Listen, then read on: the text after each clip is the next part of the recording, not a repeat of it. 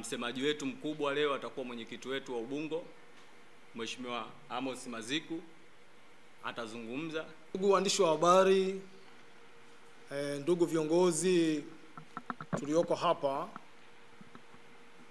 na ndugu wa Tanzania wote ambao mnatufuatilia kupitia vyombo vya habari,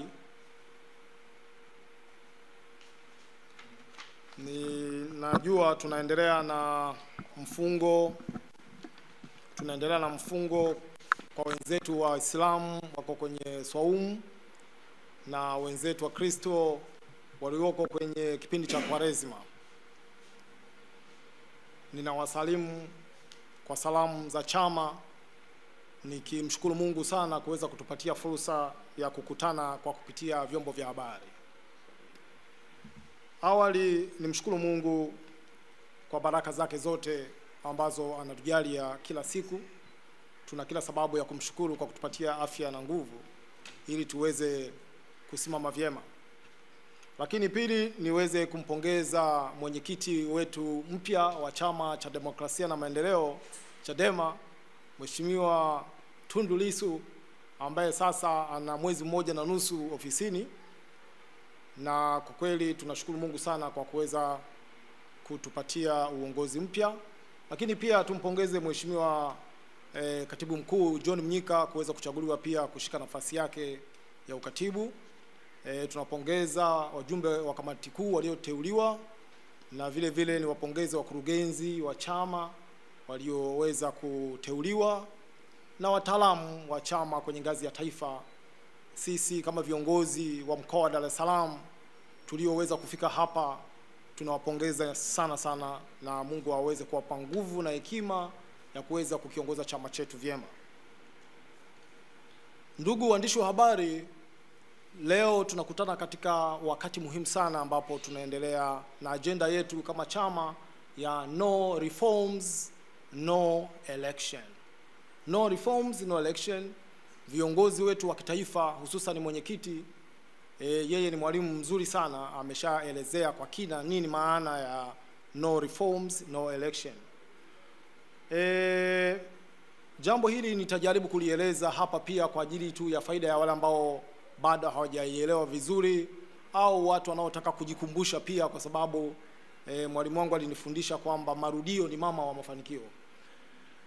Tunaposema no reforms, no election, tunamaanisha kwamba pasipotokea mabadiliko katika mifumo ya uchaguzi na sheria, tutahakikisha kwamba uchaguzi wa mwaka huu 2025, uchaguzi mkuu, haufanyiki. Na ndio maana ya no reforms, no election. Hata hivyo, pamoja na maana nyingine halisi ya neno hili no reforms, no election, kwa hakika kwa hali ya chaguzi ambazo huwa zinasema uchaguzi, lakini kimsingi chaguzi hazifanyiki. Hizo sio chaguzi, bali huwa ni uchafuzi, geresha ambazo zinakuwepo katika kitu kinachoitwa uchaguzi, lakini kimsingi maana halisi ya uchaguzi ni pale ambapo wananchi watakapokuwa wanapewa nafasi ya kupiga kura na kura zao zinahesabiwa na mshindi wa kweli kutangazwa. Hiyo ndio maana halisi ya uchaguzi. Na huo ndio uchaguzi tunaotamani kuuona katika taifa letu. Lakini niwakumbushe ndugu zangu wa Tanzania, haki hazipewi, haki zinapiganiwa. Niwarudishe katika historia ya taifa letu. Kabla ya kupata uhuru wa Tanganyika, taifa letu lilikuwa chini ya usimamizi wa taifa la Uingereza. Kwa maana kwamba Watanganyika watakapokuwa na uwezo wa kujitawala waweze kupewa uhuru wao. Na hayo yalitokea baada ya mapigano makubwa sana ya vita ya dunia. Sasa pamoja na kwamba walipewa majukumu ya kutukabidhi uhuru tutakapokuwa tayari kujiongoza, lakini wale wenzetu wazungu wale hawakusema tu sasa tunawakabidhi, tumewaona mnaweza. Ilibidi wazee wale waupiganie uhuru kuweza kuupata. Kwa hakika katika presi ya leo tunadhihirisha wazi kwamba uhuru wa wananchi tunahitaji kuudai upya. Na mifumo ya kiuchaguzi ilikuwa ni nafasi nzuri sana ya Watanzania kuweza kubadilishana madaraka pale ambapo wananchi wanasema bana, wewe tumeshatosha, tunataka tukutoe. Hiyo ndio nguvu ya mwajiri. lakini mwajiri sasa hana nguvu tena ya kuweza kushughulika na hao ambao amewaweka madarakani. Kwa hiyo ndugu zangu wa Tanzania, kwa mmoja wetu tunahitaji kushikamana kuzuia udhalimu mkubwa ambao unafanywa na chama tawala kwa namna ya kutoheshimu hata sheria hizo zilizopo, na kutengeneza sheria zingine ambazo ni kandamizi. Jaribu kuangalia kwenye uchaguzi kuanzia mwaka 2019 kwenye uchaguzi wa serikali za mitaa, tunaona zaidi ya 90% ya wagombea wetu wa Chadema walikatwa majina. Sasa tunafanya uchaguzi au ni maigizo, alafu ukiwauliza bajeti iliyotumika kwenye uchaguzi huo unaambiwa ni mamilioni ya shilingi. Kwa hiyo ni matumizi mabaya ya rasilimali za taifa letu la Tanzania. Tunataka kama ni uchaguzi uwe uchaguzi, watu wenye competence waweze kushika madaraka. Kwa watu wanaofuatilia michezo wanafahamu umuhimu wa kuchagua talent, umuhimu wa kuchagua watu wenye vipaji, na ndivyo hapo unaweza kuona kitu kizuri kinafanyika. Ili tupate viongozi imara, viongozi thabiti, ni lazima mifumo yetu iwe na uwezo wa kuwaruhusu watu wenye uwezo, waliopimwa wakapimika, ambao wananchi wanawaamini waweze kuwatumikia Watanzania. Kwa bahati mbaya sana kwa sasa mambo si hayo, na ndio maana kama ndugu yangu katibu wa mkoa wa Ilala alivyosema, ndugu yetu Nape yalimtoka yaliyoko moyoni, akazungumza kwamba kushinda inategemea ni nani anayetangaza. Yule ni kijana wa kwenye chama kile kwa muda mwingi sana aliyezungumza. Kwa vyovyote vile ni vizuri tukamsikiliza. Sasa ikiwa hivyo kwamba mapenzi ya yule anayetangaza ndio uamuzi, wananchi wana haja gani ya kuja kupiga kura? Na sasa tunawaambia kwamba zoezi la kuandikisha wapiga kura kwa mkoa wa Dar es Salaam iweje, wajiandikishe kwamba waende kwenye zoezi ambalo kwa hakika kura zao hazitaheshimiwa. Na ndio maana katika vikao vyetu tulivyovifanya siku hizi za hivi karibuni, tumedhamiria dhahiri kwamba hatutatoa ushirikiano kwenye swala hili la uandikishaji wa wapiga kura, wanachama wetu na wapenzi wetu na ndugu zetu. Hakuna sababu ya kupoteza muda kwenda kujisajili kwenye daftari ambalo kwa hakika tunataka hilo daftari lenyewe lifanywe mabadiliko. Tunaposema reforms ni pamoja na hilo daftari lenyewe la tume ya uchaguzi liweze kufumuliwa, liweze kuandikishwa upya. Huo ndio msimamo wa chama. Msimamo wa chama chetu ni kuhakikisha kwamba lile daftari la wapiga kura, watu sahihi walioko mle ndani waandikishwe, lakini pili, tuwe na uwezo wa kulifikia daftari hilo bila mizengwe. Kwa sasa hivi ukienda tume ya uchaguzi ukasema naomba daftari la wapiga kura, jaribu kufanya hivyo kama utapewa. Kwa ndugu zanguni, mimi naamini kabisa kwamba kwa umoja wetu kama Watanzania tunayo nguvu na tunayo sababu ya kutosha kusema kwamba CCM sasa ni muda wake kuondoka. Wamefanya kazi na wamechoka, ni kipindi cha mabadiliko, tunahitaji kwenda kwa kasi zaidi kulingana na mahitaji yetu. Taifa letu limebarikiwa neema nyingi sana. Tuna hali ya hewa nzuri kwa hali ya kawaida, lakini nenda kaangalie hali ya wakulima. Ukienda kuangalia hali ya wakulima walio wengi utawahurumia. Kila mwaka wanalima, mazao ni kidogo. Nyenzo duni za kutumia katika kilimo. Katika taifa lenye teknolojia kwa sasa tutakiwa wakulima wetu waweze kutumia nyenzo za kisasa kama matrekta. Sasa jaribu kuangalia matumizi mabaya ya serikali. Matumizi mabaya ya serikali kwenye masuala ya chaguzi. Tunaharibu na kuweza kushindwa kuwatetea watu wetu ambao wanaangamia kwenye vijiji. Angalia hali ya chakula nchini kwa sasa. Na hali ya hewa mwaka huu imeenda vibaya. Kwa hakika utawahudumia watu wetu. Watu wana njaa.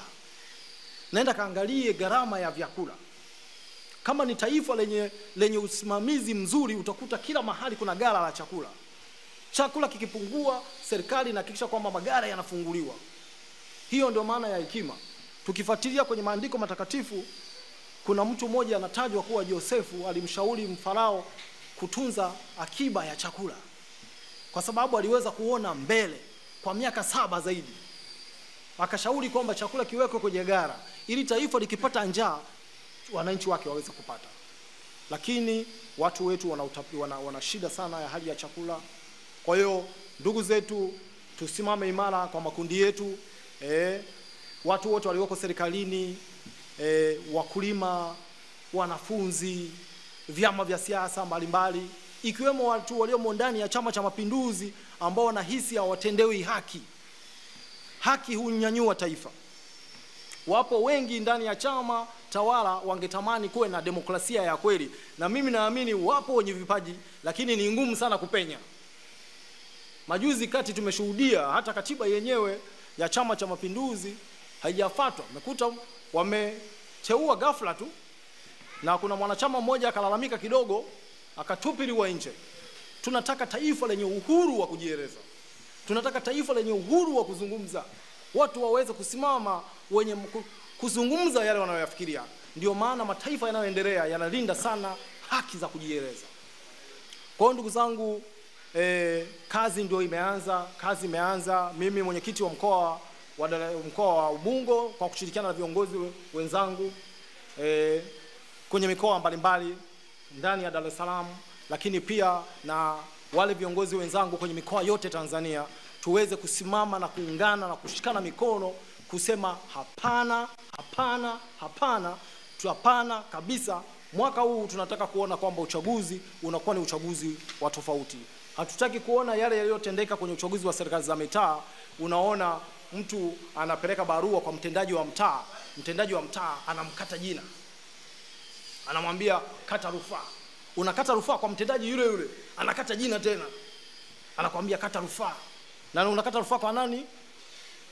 Kwa katibu tawala wa wilaya. Katibu tawala ni mteule wa rais. Unafika kule na yeye anakata jina tena. Ndugu zangu, ni maajabu sana duniani ukisikia mambo haya. Kwa hiyo mimi nawahamasisha watu wote, wafanye biashara ambao pengine hawawezi wakashiriki kwenye siasa moja kwa moja, waweze kukisupport chama. Na ndio maana chama kime launch program inayoitwa Tone Tone. Chama chetu kimeweza ku launch program ambayo inaitwa Nimo, tuweze kuhakikisha kwamba tunakisupport chama kwa namna kadri tunavyoweza. Popote pale, mimi naamini wewe unayenisikiliza unaweza ukashiriki siasa, aidha kwa kuchangia fedha yako, kwa kuweza kusema neno kwa kupitia vyombo vya habari, kwa kuhakikisha kwamba mambo yanakwenda vizuri, aidha kwa kutoa usafiri. Na wale kwa kwenye maeneo mbalimbali mikoani, ni wasihi sana waunge mkono viongozi wetu walioko katika maeneo yao, aidha kwenye mkoa, kwenye wilaya, kuwapa support ili siasa hizi zinaenda kufikia level ya nyumba kwa nyumba. Tunataka jamaa zetu hawa wanyoshe mikono kabisa kwamba jamani, kwa kweli sasa ni wakati wa kuweka mambo sawa. Tuweke mambo vizuri. Na ndugu na siku zote wanasema tamaa huzaa dhambi, na dhambi ikikomaa huzaa mauti. Kuna dhambi nyingi zinaendelea, na mimi naamini kabisa kwamba sasa tuweze kufuata misingi ya utawala bora ili tuweze kwenda mbele, ndio taifa la kujivunia. Na baada ya kuzungumza hayo, niseme tu shukrani sana kwa kuweza kunisikiliza. Nirudishe